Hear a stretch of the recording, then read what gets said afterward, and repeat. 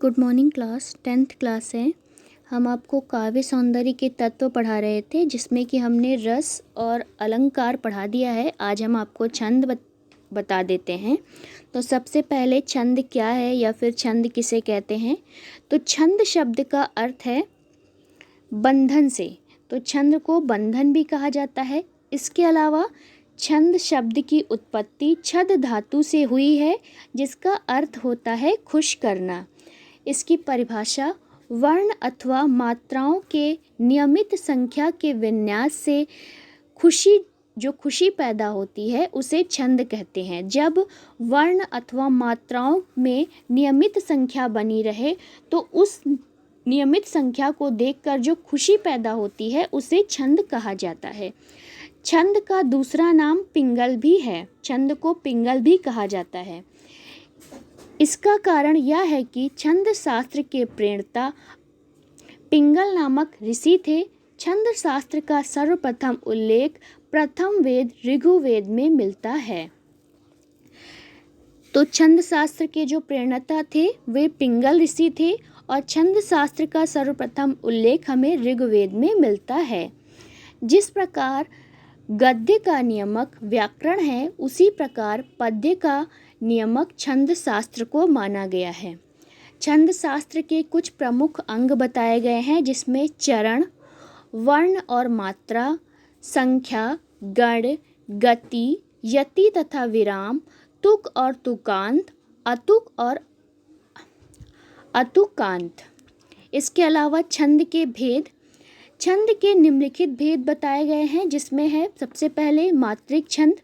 मात्रिक छंद के सभी चरणों में मात्राओं की संख्या तो समान होती है, लेकिन लघु और गुरु के क्रम पर विशेष ध्यान नहीं दिया जाता। तो जो मात्रिक छंद होता है उसमें सभी चरणों में मात्राओं की जो संख्या होती है वह समान होती है, लेकिन लघु और गुरु के जो क्रम होते हैं, जो संख्या होती है, उस पे विशेष ध्यान नहीं दिया जाता। प्रमुख जो मात्रिक छंद हैं उसमें सममात्रिक छंद आते हैं, जिसमें अहिर, तोमर, मानव, चौपाई, रोला, हरिगीतिका आदि। फिर आता है अर्ध सममात्रिक छंद। अर्ध सममात्रिक छंद में बैरवे छंद, दोहा, सोरठा, उल्लाला आदि। फिर है विषम मात्रिक छंद, जिसमें कि कुंडलनियाँ और छपैया आते हैं। प्रमुख वार्णिक छंद।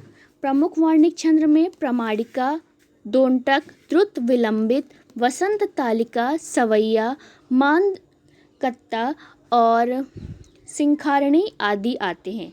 अब सबसे पहले कि गण किसे कहते हैं। गण का आशय समूह से है। समूह मतलब जो ग्रुप होता है उसको बोलते हैं। तो गण का आशय समूह से है। यह समूह 3 वर्णों का होता है। इसमें 3 ही वर्ण होते हैं, ना अधिक और ना कम।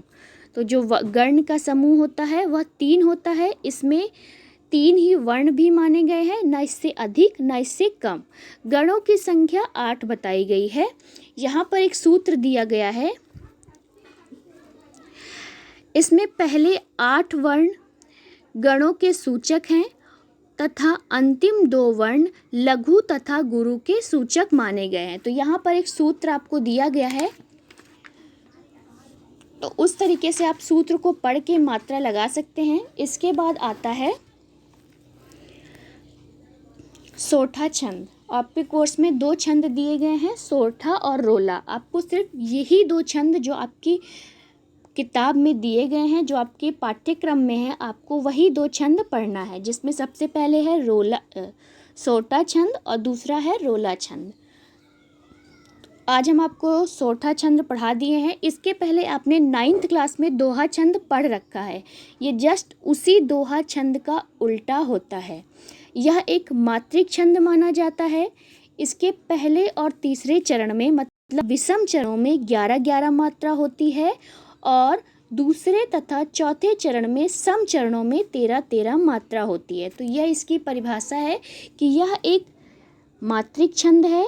इसमें पहले और तीसरे चरण में 11-11 मात्रा तथा दूसरे और चौथे चरण में 13 मात्रा होती है। अगर आपको दोहा छंद की परिभाषा याद होगी तो यह ठीक दोहा छंद का उल्टा छंद माना जाता है। ठीक है, तो इसकी जो परिभाषा है कि यह एक मात्रिक छंद है। इसमें पहले तथा तीसरे चरण में 11 मात्रा, दूसरे और चौथे चरण में 13 मात्रा होती है।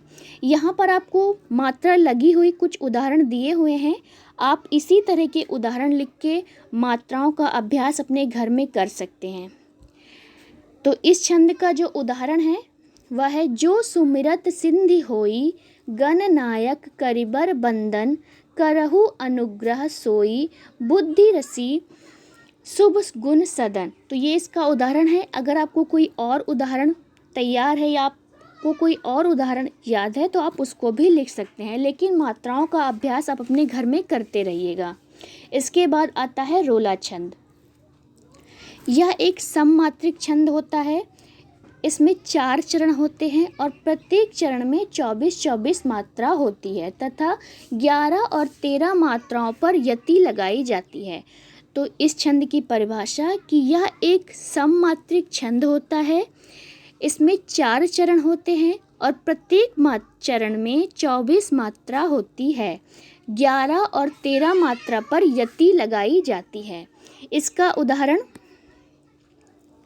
कृपा निधान सुजान शंभु, हिये की गति जानी, दियो शीर्ष पर ठाम बाम, करी के मन मानी, संकुच एचित अंग गंग, सुख संग लजानी, जटा जूट हिमकूट, सगन बन समिति समानी। तो ये इसका उदाहरण है। इसके अलावा एक और उदाहरण दिया गया है जिसमें कि मात्रा लगी हुई है। आप इस तरह से मात्रा लगा कर अभ्यास कर सकते हैं और कुछ सूत्र भी दिए गए हैं कि किस तरीके से आपको मात्रा लगानी है। तो आप इसका अभ्यास अपने घर में करते रहिए। आज के लिए बस इतना ही।